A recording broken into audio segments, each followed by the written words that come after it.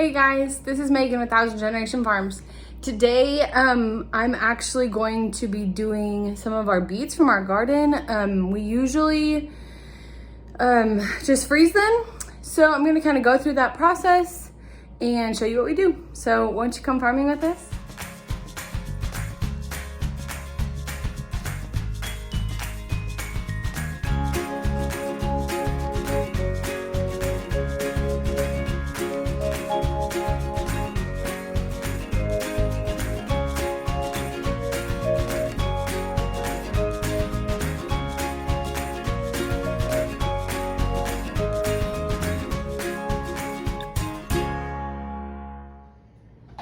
So basically I'll just show you, I have this burlap bag and you can't really see that great, but there's a whole bunch of beets in there. This is one row of our beets.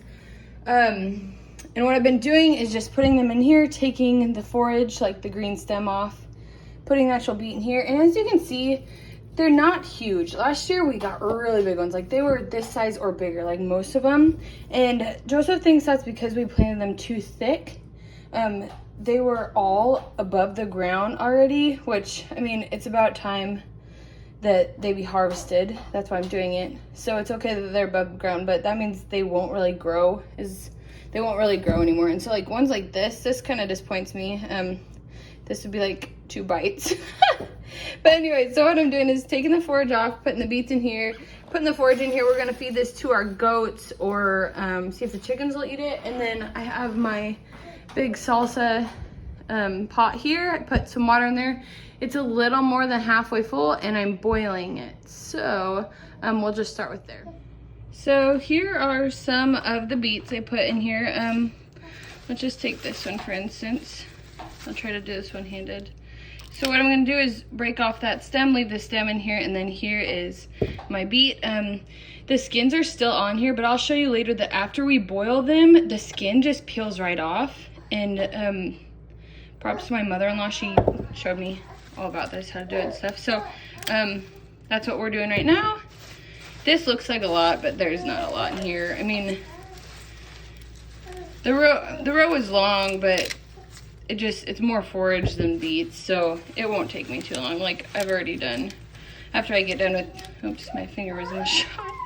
After I get done with these, or this sink full, I'll have like a little less than half of my bag left. And I have 2 more rows, so I'll work on this throughout the week.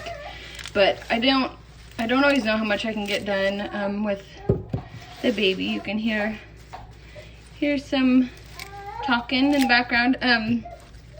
So I'm just gonna try and do what I can, leave the others plugged into the ground right now, and then when I get to them, I'll get to them so that they're not shoveling up and stuff if I don't have time to do them.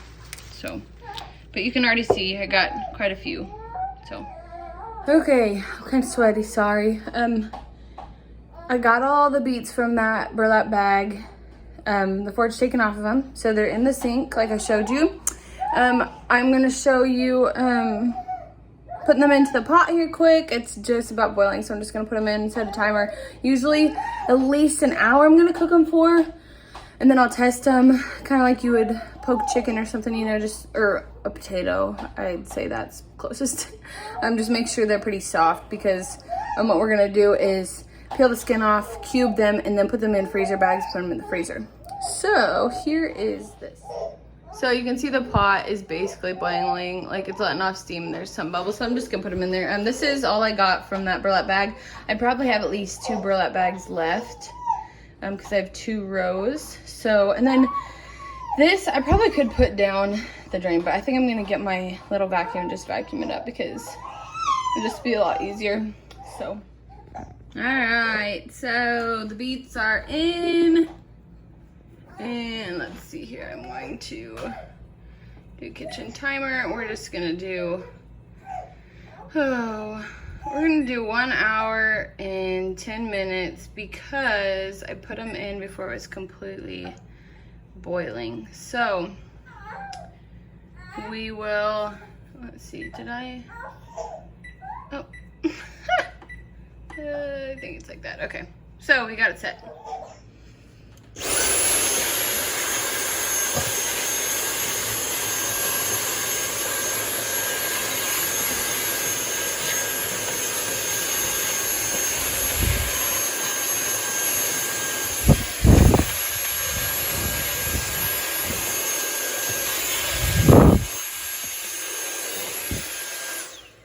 You may think I'm crazy for using a vacuum to vacuum up dirt out of the sink when I could flush it down the sink, but we do not have a garbage disposal. And I flushed a lot of other things down the sink, so I'm just trying to just get the loose stuff, and then the rest of it I'll flush down and then I'll clean the sink. So that's how I'm gonna do it. Okay guys, so oh my, sorry about that. The beets boiled for a little over an hour, and then I turned the, oh crap. I turned the boiler off, the stove off, the oven off, stove top off, sorry, and let them kind of cool down just in the pot in the water for probably at least an hour. And you don't have to do that, but I was rocking baby. So now I am taking the beets out and putting them in bowls, and then I'm going to peel the skin off, and then I'm going to dice them and put them in freezer bags. So here's one bowl full, and I'm working on the second one. There's probably an easier way to do this, but I just use this scoop, the sauce scoop, kind of dish them out, put them in here.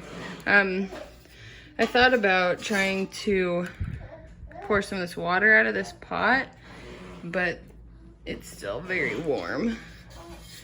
So I'm just making do with what I have.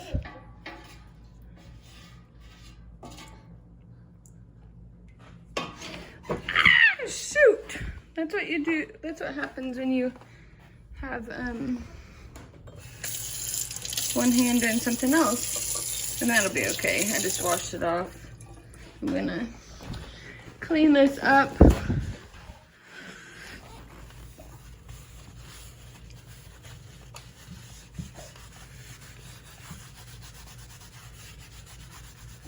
Somebody get some soap and wipe that up.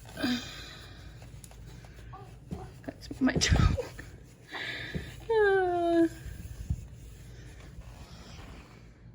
So I want to show you something. While it was boiling, it boiled over, which I put the lid on and I cracked it a little bit, but that's okay. And then this is dirt. So of course I didn't wash the beets before I put them in here.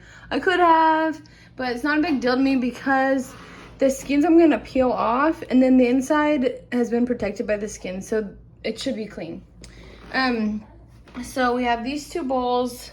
This is dirt. I ended up pouring the rest of the water from the kettle in here, and I'm just going to wash this down the drain. There's a little skin you can see there. It's a pretty easy process. Took the lid off. Tried to just keep this stuff clean, get it clean. Just like anything, the longer it stays on there, the harder it is to get off. Okay, so now what I want to show you is how I peel these skins. So let's take this one. So I have my cutting board here.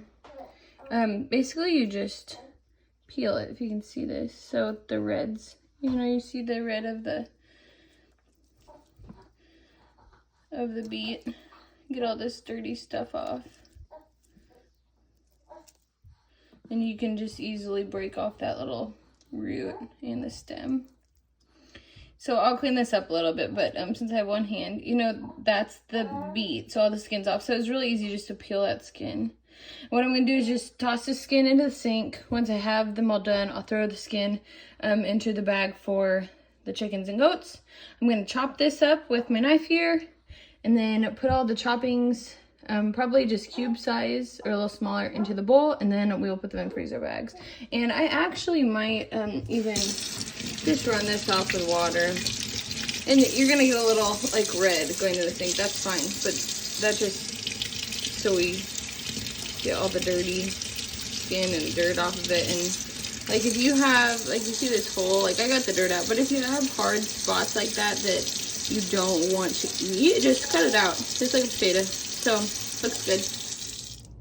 So here's my first bowl. I actually put some scraps over there too because I was running the water, but I just basically put like, you know, 5 to 10 beets over here depending on size. Just cut them in half, and then we'll dice them. And then this is how much I've got so far. I still have this bowl to go. So I got a lot of the stuff cleaned up for the beets. I got them all diced, and now I'm going to put them in the freezer bags. So I'll show you that. And doing beets or growing beets and then freezing them and like preparing them for all that is so easy. So if you guys ever want to do something that is similar to canning but not as extensive as canning, freezing beets is the way to go. So here are 2 bowls. I diced them. They look a little bigger than dices, but it's okay. Usually we just fry them in like a cast iron. And so what I'm doing here is I'm probably just gonna do like